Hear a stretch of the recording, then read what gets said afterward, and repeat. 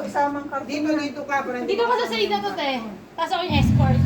Ah! Wow, happy birthday, Ate Cecil. Hindi kasi nakikita yung lahat ng handaan mo. Hoy, Gigi, alis ka dyan! Gigi, alis ka dyan! Dito mo na ako sa...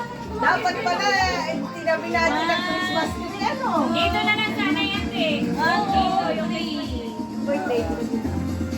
ano masyado yan, alam ko. Sa next place.